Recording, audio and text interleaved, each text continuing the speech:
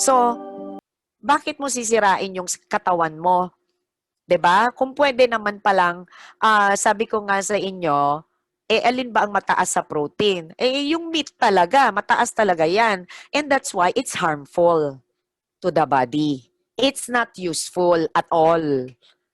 It's not useful at all. Kaya nga, syempre alam ng langit yan eh. Alam ng langit yan. Kasi designed ang katawan natin not for hurting other or fellow human beings or fellow animals. We're not designed to hurt them. We're designed to care for them and to only eat plants. 'Di ba?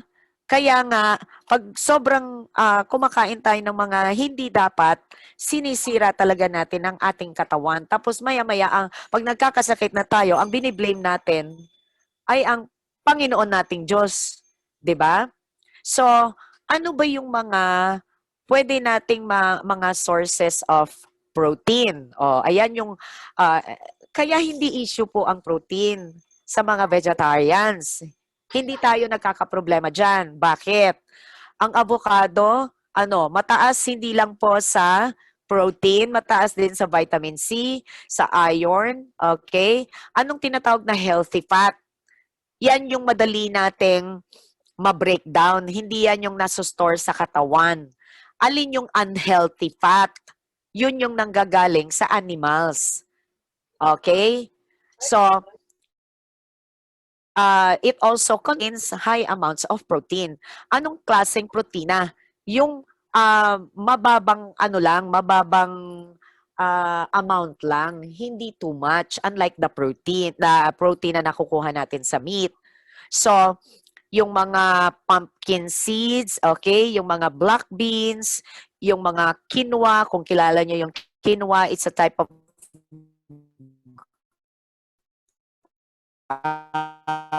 grain na uso na din ngayon eh.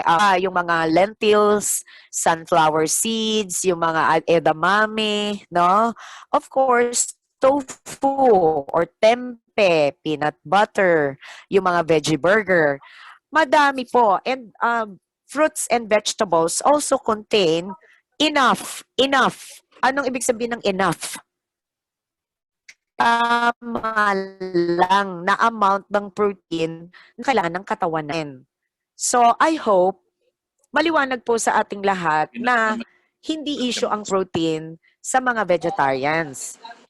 Okay? It is actually harmful when we eat too much protein. Ayan. Now, meron nga po akong napanood dati na dalawang daga pinag-aralan ng mga scientists. Yung isang daga, ang pinapakain lang nila puro meat. Yung isang daga, pinapakain nila puro vegetables. Ang unang namatay, yung daga na kumakain ng meat. Kasi namatay din siya sa kidney failure din. Okay? Namatay yung daga, kidney failure that led to heart failure. So, yan yung mga tinatawag natin na mga danger na dinadala ng protein na hindi tayo aware. Kasi nga, pag kumain tayo ng protein, may kasama siyang cholesterol. Buy one, take one. Di ba?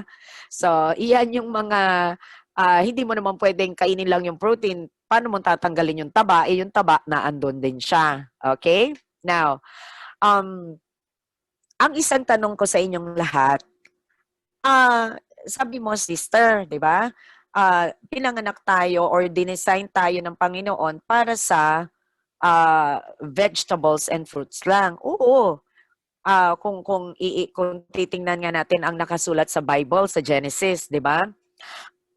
Sabi nga doon, ginawa ng Diyos ang puno, di ba? Ang mga halaman, ang mga prutas para maging pagkain natin. Hindi sinabi ng Panginoon na patayin nyo ang kapwa nyo hayop at kainin nyo siya. Never. God will never, of course, tell us to do something hideous as that. Okay. So, tingnan po natin. Okay. Now, first of all, okay, sa ngipin pa lang. Okay, teeth. Okay, number one, teeth. Okay. So, ang teeth natin, okay, Eto pagdating po sa ngipin, it is one of my expertise kasi nga po ako'y dentista. Nung inaaral ko po itong vegetarian lecture na 'to, nakakita ako ng mga picture ng mga, ngipin ng mga unggoy, ng mga 'yan, yung mga gorilla, yung mga ape, yung mga kaano natin kasi 'yan, eh, kamag-anak natin. Ang mga ngipin nila parehong-pareho ng design ng ngipin ng tao, okay. So, ang mga monkeys, okay, monkeys, yung mga 'yan, ang teeth nila same sa man, okay. And ano ba kinakain ng mga monkeys? Actually, ang kinakain lang talaga niyan fruits lang, okay. So, dun pa lang makikita mo si God, he designed us all for fruits and vegetables. Okay? Now, number two, okay, yung ating tinatawag na uh, digestive system, okay? Yung ating stomach, okay, yung ating stomach. Okay. Now, ang man, pinanganak talaga tayo, mababa lang dapat yung acid natin sa stomach. Pero, yun nga lang, whenever we eat meat, okay, ang stomach natin nag-i-increase ng acid kasi para matunaw yung meat. Naintindihan po? Ngayon, kailangan mag-increase ng acid para matunaw yung meat. Okay? Ngayon, kaya po, ang isang problem ngayon nowadays is either ulcer, okay? Ang problema ngayon is either madami para ngayon, may stomach cancer, and that is also can be attributed to eating a lot of meat. Kasi nga, ang cause ng pagtaas ng ating acid sa tiyan ay because of meat.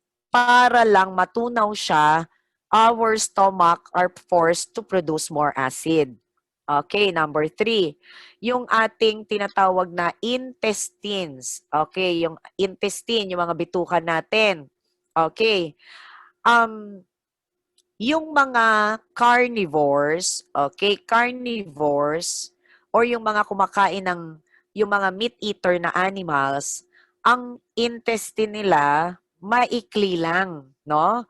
Up to 3 times lang ng length ng katawan nila. Pero yung mga herbivores or yung mga vegetarian, okay, animals, mahaba yan, 18 to 21 times ng katawan natin yung haba ng ating ng ating bituka. Now, ang tao, okay, is same, okay, man is the same as herbivores. Mahaba ang bituka ng tao. So, this is the reason bakit, alam nyo ba, bakit ang carnivores, maikli lang ang bituka nila? Kasi nga, pag kumakain ng karne, kailangan mabilis lang dadaan sa katawan. Pero, ang herbivores, kaya mahaba ang bituka dahil ang kinakain nila ay grass, fruits, vegetables, pwede po yung tumagal sa katawan at nakakalinis pa ng bituka. Kasi ang mga fruits and vegetables, bago sila lumabas sa katawan, marami pa tayong napipiga na nutrients. Pero ang meat, nabubulok yan. So, ang tao, pag kumakain ng meat, okay, kaya po uso nga ngayon yung mga iba't ibang uri ng cancer kasi nabubulok ang meat inside our bodies.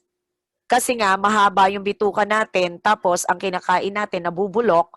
Kaya alam niyo yon, yun din yung tinuturo ko sa mga pasyente ko before when I was still practicing as a dentist. Yung bad breath, hindi yan nagmumula sa ngipin lang. Kasi may mga nagiging pasyente ako na kompleto naman ng ngipin pero mabao ang hininga. Anong ibig sabihin? Nung tinanong ko, kumakain ka ba ng gulay? Hindi daw, karne lang. So ano yung naaamoy ko sa kanya? Bulok na karne, nabubulok sa katawan niya. Okay? Now, ano pa?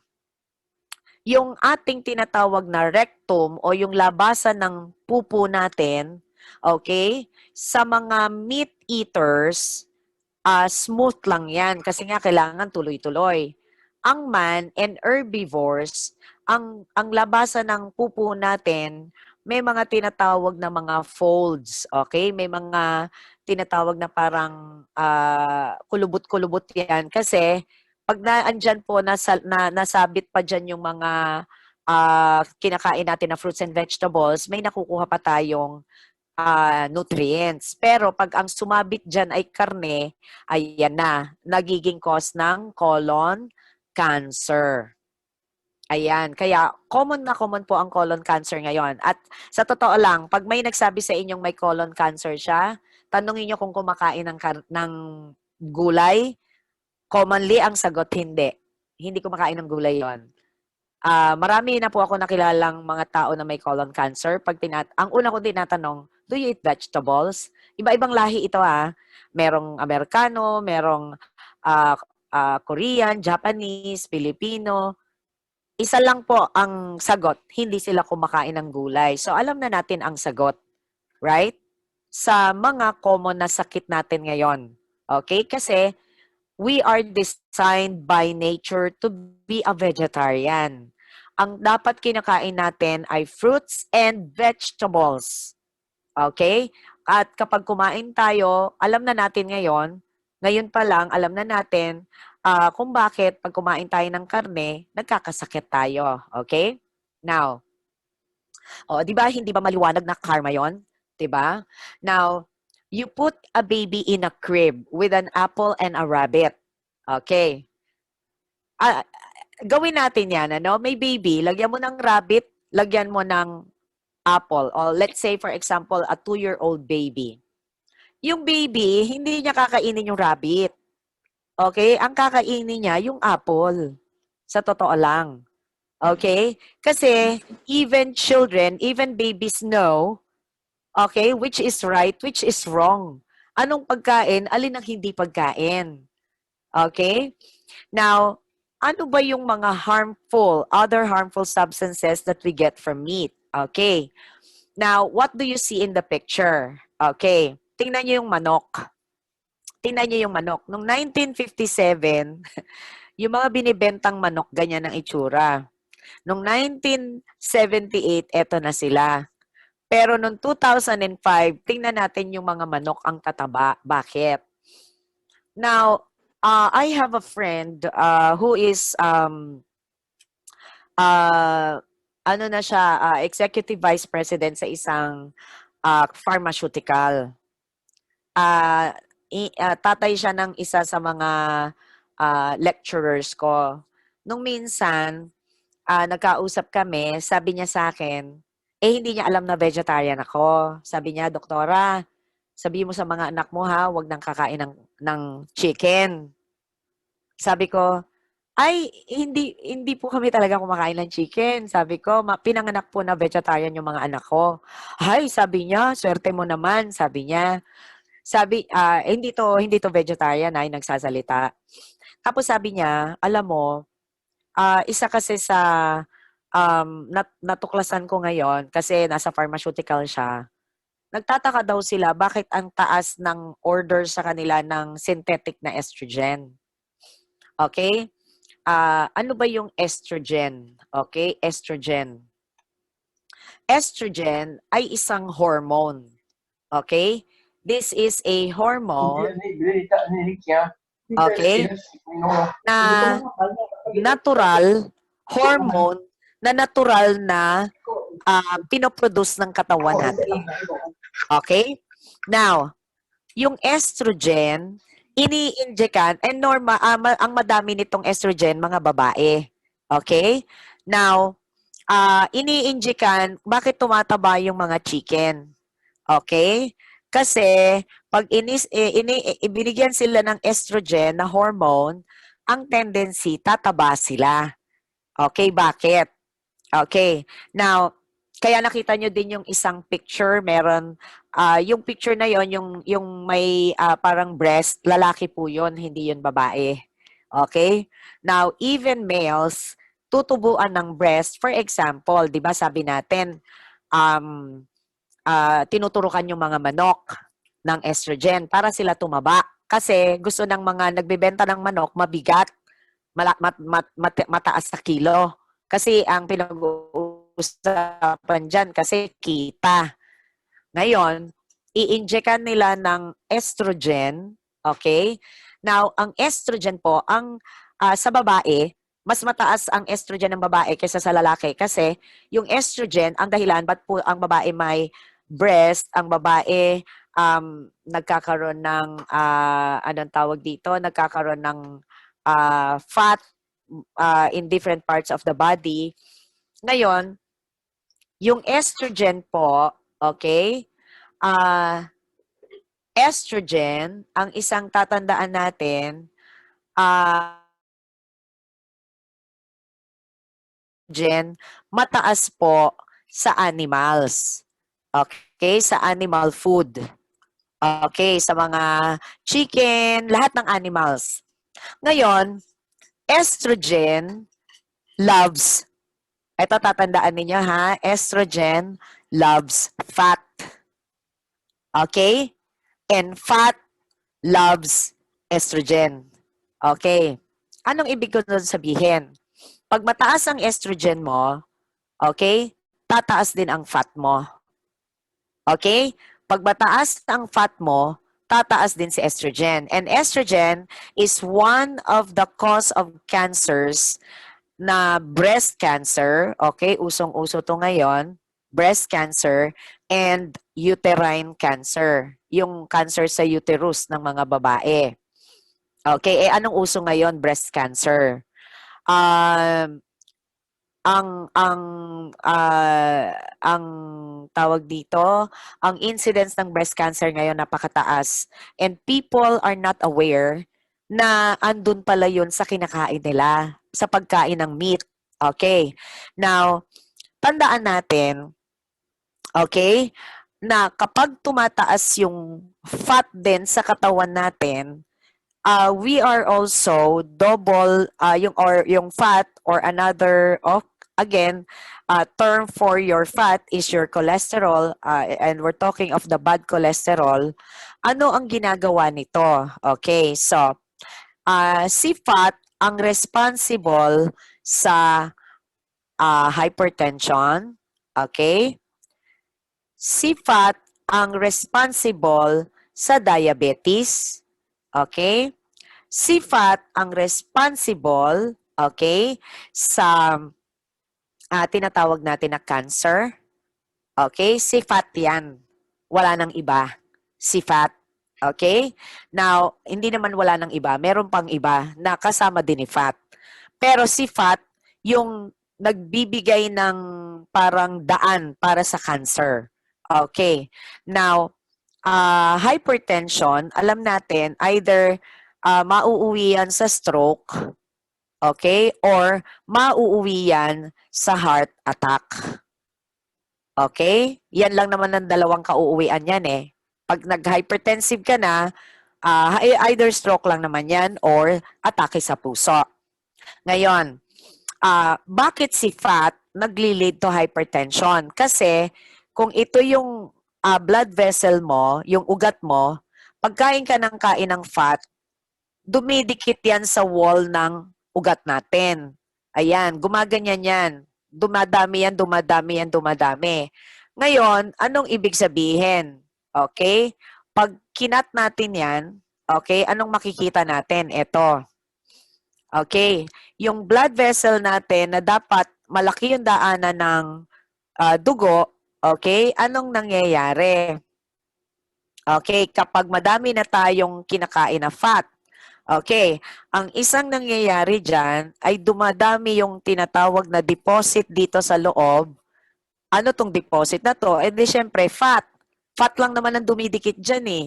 O, ano nangyayari? Padami ng padami yan, padami ng padami. Mamaya, yung butas ng ano mo, ng iyong ugat, ganyan na lang kaliit. So, kung titingnan natin, okay, gaano na lang kadaming dugo ang makakaraan dyan? Ganyan na lang, oh. 'Di ba? And because of this narrowing, kaya tayo nagkakaroon ng hypertension. Kasi kailangan, pagka lumiit na yung butas na yan, tumataas yung presyon. At kapag lumiliit yung butas na yan, kukonting dugo ang nakakarating saan? Sa brain at saka sa heart. So, bibigay yan. Bibigay pareho yan. Isa pa, pagka konti ang dumadating na dugo, saan? Sa kidney, okay? Bibigay din yan. At pag bumigay ang isa dyan, lagot na. Naintindihan po? Is it very clear? Okay. Now, that is why we need to avoid animal food. Okay, all animals yan, whether seafood, whether chicken, whether pork, or beef, lahat. Kasi all animal food contain estrogen, all animal food contain fat. Okay, and then it will never ever be good for our body, never. Okay, now, what about diabetes? Okay. Okay. Pag sinabi natin pong diabetes, okay, ano ba nangyayari sa diabetes? Okay. Now, pag masyado tayong kumakain ng meat, okay, yung ating mga dugo, ito mismo yung dugo, binabalot ng fat yan. Kaya ang nangyayari po, 'di ba, ang sabi natin pagka may diabetes, tumataas ang blood sugar. 'Di ba?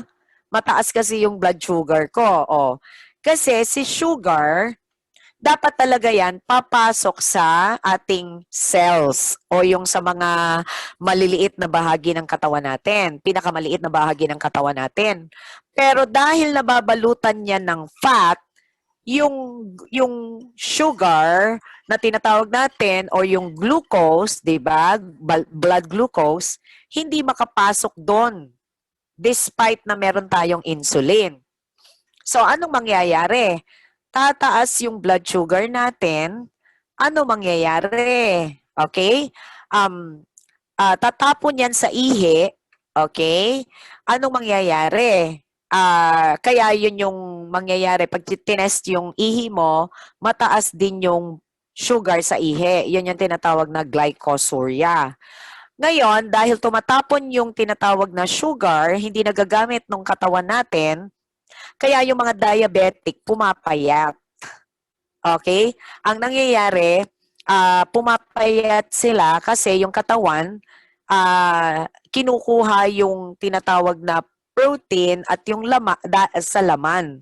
Ngayon, dahil pag nagpatuloy yan, yun yung nangyayari po, bibigyan ka ngayon ng mga gamot. Okay, one of the medication, pag diabetes type 2 ka, is yung tinatawag na, kunyari, metformin. Ayan.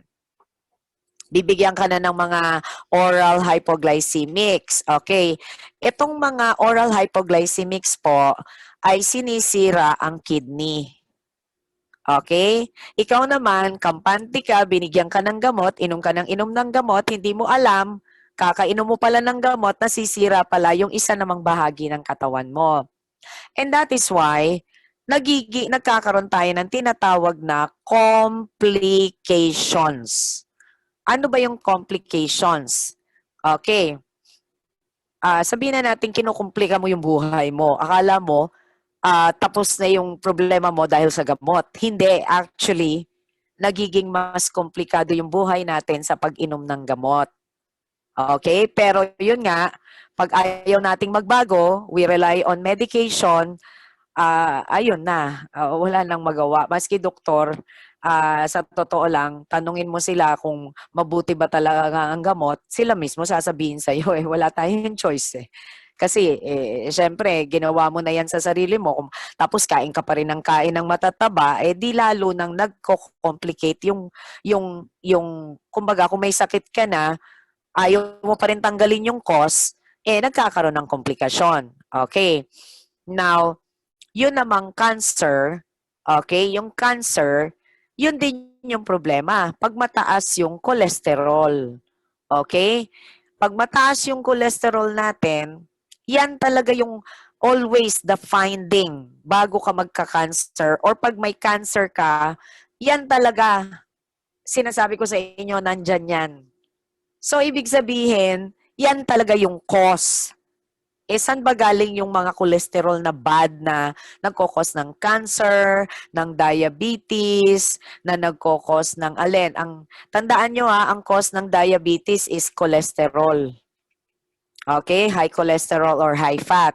Okay, yung hypertension, saan ba galing lahat yan? Yung mga sakit natin ngayon.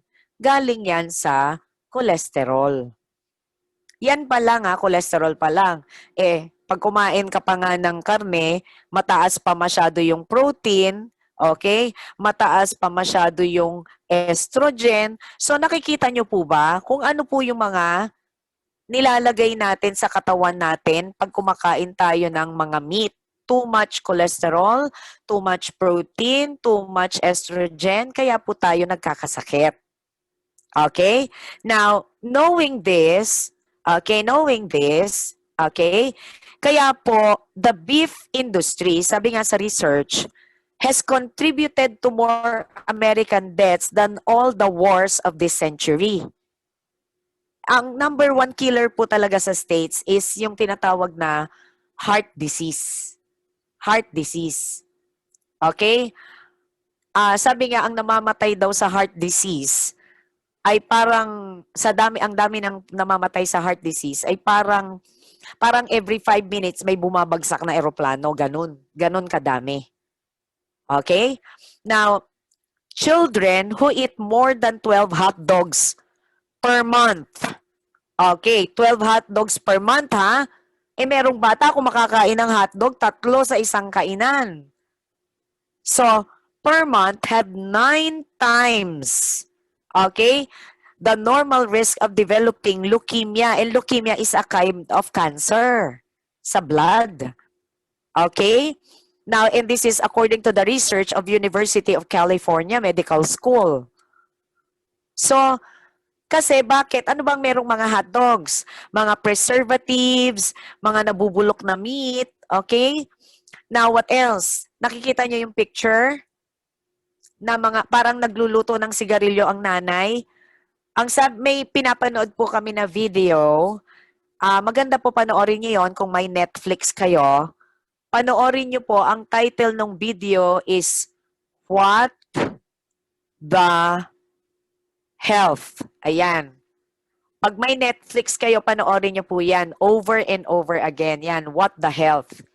Diyan niyo po makikita na kapag pinapakain nyo daw ng karne ang mga anak ninyo, para nyo silang pinagluluto ng sigarilyo. Anong ibig sabihin? Iginagayak nyo na po sila para sa cancer. Research po yan. Naintindihan po?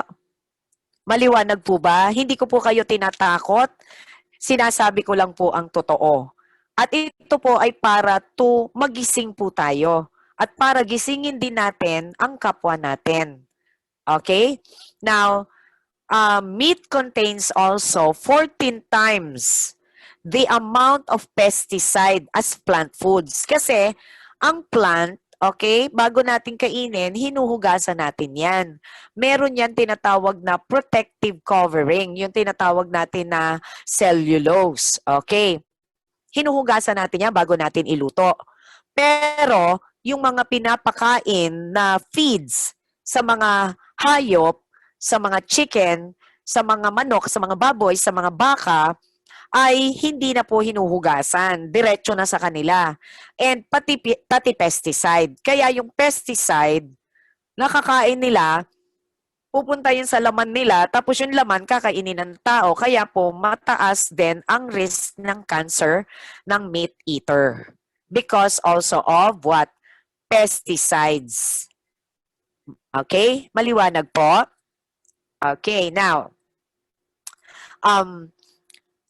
nakita niyo yung sabi niya dito, which treatment would you prefer to control type 2 diabetes? Gusto mo ba yung mga injection? O mag-change ka na lang ng diet mo? Kasi, gaya ng sinabi natin sa umpisa pa lang, when the diet is correct, hindi mo talaga kailangan ng medication. But when the diet is wrong, kahit anong inumin mong gamot, okay, wala po. Tuloy-tuloy po ang sakit. Okay, next. the doctor of the future, according to Thomas Edison. Si Thomas Edison ay isang dalubhasang inventor na nabuhay nung um, uh, unang panahon. Sabi niya, the doctor of the future will no longer treat human frame with drugs, okay? But rather will cure and prevent disease with nutrition. Okay? Kasi alam niya, someday, pag nagising ang tao, marirealize din natin na kung galing ang sakit natin sa animals, edi ang solusyon, iwasan mo na ang animal food. Pero it takes a long time and it takes a lot of sabi nga unfortunate events para magising ang tao. Now, pakilala ko po sa inyo si John Joseph, isang vegan na Ironman siya. Vegan na, hindi siya kumakain ng karne talaga. Vegetarian yan. Vegan is strict, hindi kumakain ng mga itlog yan eh. Nananalo siya 5 times na po siyang nanalo sa tinatawag na triathlon. Ano ba yung triathlon? Okay? Magsuswimming ka ng 3.86 kilometers, tapos tatakbo ka ng 180 kilometers, tapos magbabike ka ng 42 kilometers. Bakit niya kinakaya yan? Kasi nga vegan siya, malakas ang katawan niya. So wag nating sasabihin manghihina tayo kapag tayo mag-vegetarian. Hindi po totoo yan. Isa pa po ito, si Rich Roll. Okay? Vegan Ultraman. Mas matindi ang ginagawa ni Rich Roll. And si Rich Roll, bago siya nag-vegetarian, when he turned 40, and that was 14 years ago, okay? Dahil sa poor lifestyle, alcohol, drugs, poor diet, karne, ganyan, hindi na siya makaakyat ng hagdan. So, ang ginawa niya, nag-change na siya, nag-vegan na siya. Tapos nun, okay, after a few years lang, nanalo na siya ng tinatawag na Ultraman. Mas matindi pa yon sa Ironman. Ano yon? Doble ang lalakarin mo, doble ang lalanguyin mo, doble ang magbabike mo. Pero lahat ito nagawa niya because he became what? Vegan. Vegetarian. Okay? So, hindi totoo na manghihina ka, mas lalo kang lalakas. Okay? Now, gusto ko lang pong i-relate yung nangyayari ngayong COVID. Okay? Now, para lang po sa information ng lahat, ang majority po, ito po, this is public knowledge. This is public document. Ang mga namamatay po sa COVID ay hindi sa COVID lang. Tandaan niyo po yan. Ang majority ng namamatay, anong nakita niyo dyan? Anong number 1? Sakit sa puso. Okay? Ang tinatawag dito, may mga pre-existing medical condition. Anong ibig sabihin? Okay? Eto naman, walang pre-existing medical conditions. So, mas malaki ang chance na mamatay ka sa COVID or even kahit anong sakit. Hindi lang naman po COVID ang nakakamatay, even flu. Pwede kang mamatay kung may sakit ka sa puso. Yung flu. Bakit? Because of complications. Now, sabi natin kanina, saan ba galing yung mga sakit sa puso na yan? Saan ba galing yung mga diabetes na yan? Yung mga iba't ibang sakit na yan. Nakita nyo po ba? Yung mga sinabi kong sakit kanina, saan galing lahat yan? Saan galing lahat yan? Sagutin nyo nga po. Galing yan sa karne. So, it may take a while bago ma-realize ng tao na yung mga nangyayari po ngayon ay connected sa ating maling lifestyle. Sa maling lifestyle ng maraming tao. Na actually, it is discovered also na yung COVID talaga, kung kumakapit yan sa salamin, kung kumakapit yan sa cellphone natin, edi sa damit, edi lalo na sa karne. At meron silang mga nadiskubre na mga karne talaga na positive sa COVID. 'Di ba? Ngayon, wag mo nang isipin 'yun. Ito na lang, yung mga sakit natin. Kaya po, marami pong namamatay sa COVID dahil na rin sa mga sakit na idinulot din ng pagkain ng mali. Maliwanag po? Naiintindihan po ba? Kasi kailangan maintindihan, we should understand all of these facts so that we can change ourselves and we can help others change as well. This is a public knowledge. I-search po ninyo ito, you will see all these facts sa internet, especially from the CDC. Lalo na sa states, na napakalaki po ng death. Kasi nga, ano bang number 1 disease sa states? Eto yon, cardiovascular disease. And all of this are brought about by meat eating. So anong nangyayari ngayon? Karma. Karma lang yan. Simple, pure, and simple form na karma. What we sow, we will reap. Tama? So, pero gayon pa man, hindi pa rin magising ang mga tao. Kaya nga, we must, sabi nga, we must exert every effort, every remaining time, every yung strength na binibigay sa atin, yung opportunity na binibigay sa atin ng Panginoon, gamitin natin to enlighten others. Kaya din po, nagpapasalamat ako ng marami because I had this opportunity na overtime na nga po tayo. Sa totoo lang, madami pa po sana akong gustong i-share, pero dahil overtime na po tayo, syempre, I don't want to waste your time. But I hope na in this simple way, na i-present ko po sa lahat na yung mga nangyayari ngayon is a wake-up call. Wake-up call yan. Now, besides that, cancer, hypertension, respiratory diseases, diabetes, cardiovascular diseases, marami pa pong ibang sakit na dala ang hayop. Now, tandaan natin, even though iniiba nila ngayon yung mga story, in the very beginning, saan ba unang kumalat ang COVID? Saan ba unang kumalat ang COVID? 'Di ba? Sa marketplace sa Wuhan. Tama? Tama po? 'Di ba? Sa marketplace talaga na-discover na kumalat 'yan. Bago po ako mag-end, pupunta na lang ako doon sa slide na 'yon. Okay, so or di bale, anyway, nakita nyo naman na 'yun sa mga video, sa mga TV, nakita natin na yung marketplace na yun sa Wuhan ay talaga naman buhay pa yung aso, sinusunog na. Buhay pa yung manok, sinusunog sila. Makikita natin yung tinatawag na cruelty. Okay, cruelty. In its, kitang-kita natin talaga yung cruelty. And yung cruelty natin na yan, is the one that is harming everybody right now. 'Di ba? So, ako as a healthcare professional, as a tao cultivator, isa lang po ang maiiwan kong message sa inyo. Okay? When we are vegetarian kasi, one thing that we avoid is cruelty. 'Di ba? So, ang law ng karma kasi is what you sow, you shall reap. 'Di ba?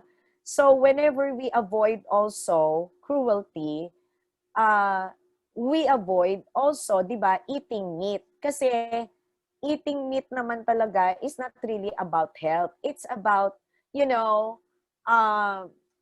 respecting the life of other beings. Because when we respect their lives, 'di ba? Ayan, when we respect their lives, ang ginagawa natin sa kanila, ayan, tapos ito yung marketplace sa Wuhan. When we respect the lives of other beings, in return, we respect also our lives. So, when we do not eat meat, okay, we do not support cruelty. Okay, we respect animals and our life are also respected. Okay, so we just get what we give. We give what we get. What we give, we get. We give respect, we get respect. Okay? Now, we give cruelty, we also get cruelty. Now, as a healthcare professional, the best message that I can give everyone is to stay healthy. That's the best defense to all kinds of diseases, not only coronavirus. Hindi lang po coronavirus. Maraming sakit na, for example, TB.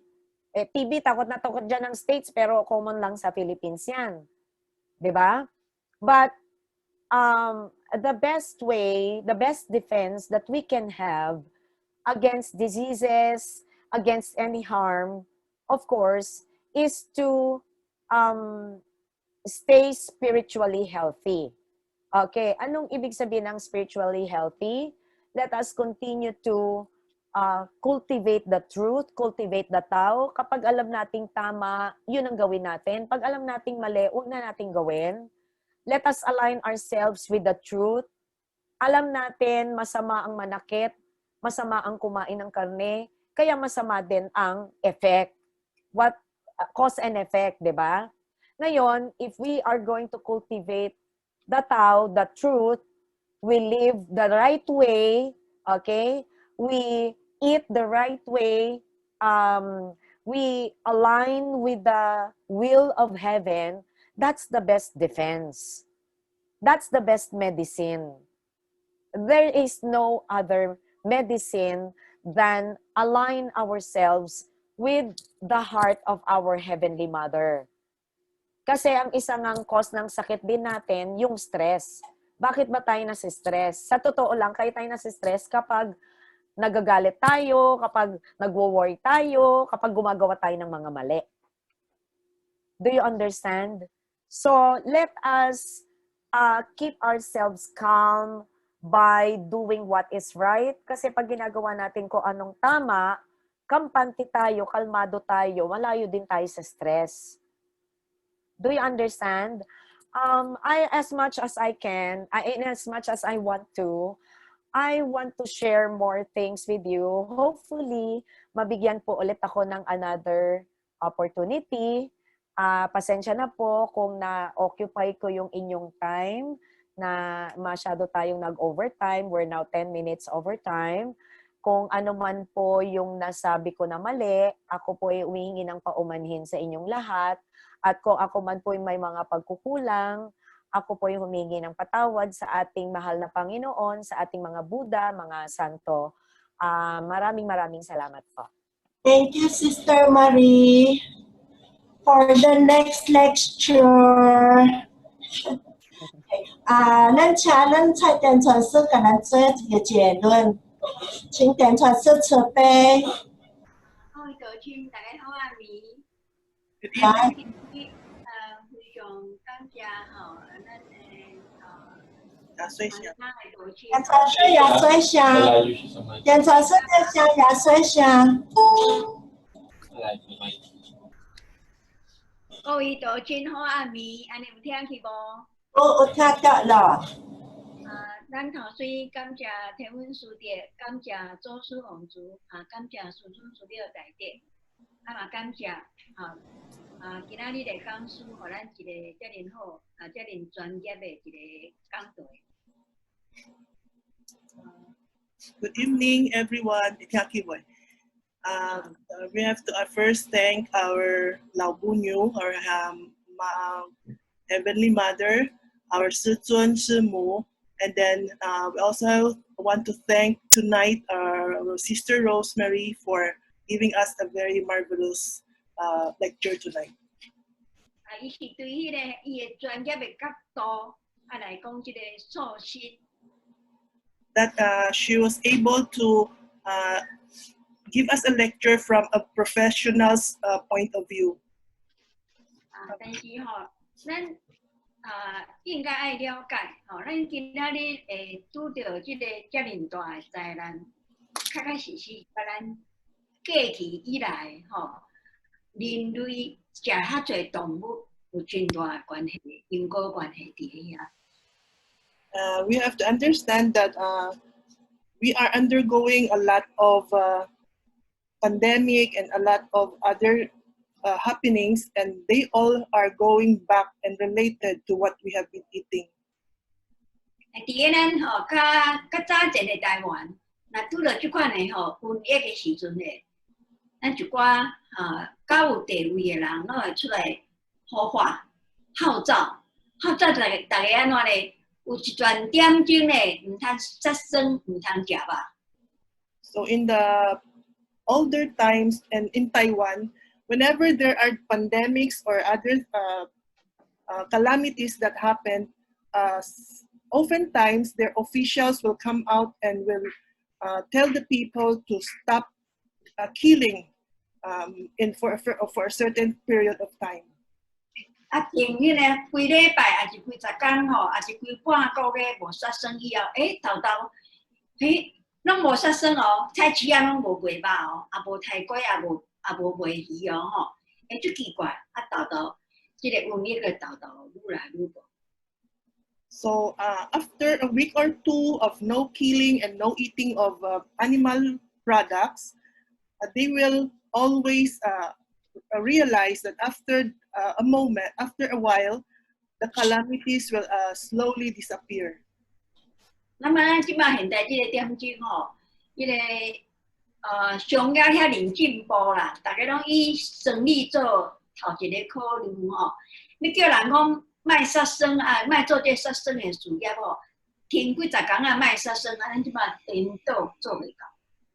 So, but in this time when people are always thinking and giving priority to profits and to business and about earning more and more money, it is somewhat impossible for us to tell people to stop the killing. 所以咱到即摆为止已经遐尼侪个月去lockdown起来，咱阁无法度解决即个问题。That's why even after so many months of lockdown, the problem of the COVID-19 is still not solved. 阁愈来愈多。And it is even increasing in cases. 这就是因为早前真侪人食真侪无应该食的物件。It is because that from long ago until now, people have been eating a lot of things that we should not have eaten. 这个瘟疫发生了，阁继续食。And even when we are already now under the pandemic, people still continue eating meat. 这是一个真正悲哀的代志。That's a very sad thing to think about. 希望咱大家经过这个代志以后咧，对这个杀生啦，对这个食无应该食的物件咧，有一个更加较清楚的认识。So we hope that after the lecture and during this pandemic, we will realize that we have to stop killing and to stop eating what we should not eat. 那么今仔下暝点钟已经到了，咱准时开班，准时闭班希望咱应该摕到物件拢有摕到，好去甲想，好去甲体会，安尼咱利用网络来开班，才有达成伊个预期的目标。So since it's already 9 o'clock, we have to start on time, and we'll also finish the lecture on time. And we just hope that today, after the lecture, we have all absorbed and learned what was told and what was lectured to us by Dr. Pika, and so that we can really say that we have made good use of our lecture. 要改变环境，不如改变家己的心境。Instead of wishing that we can change the environment, we should try to change our own selves. 安尼，祝各位就请大家晚安。 Good evening, everybody. 谢谢。 Thank you.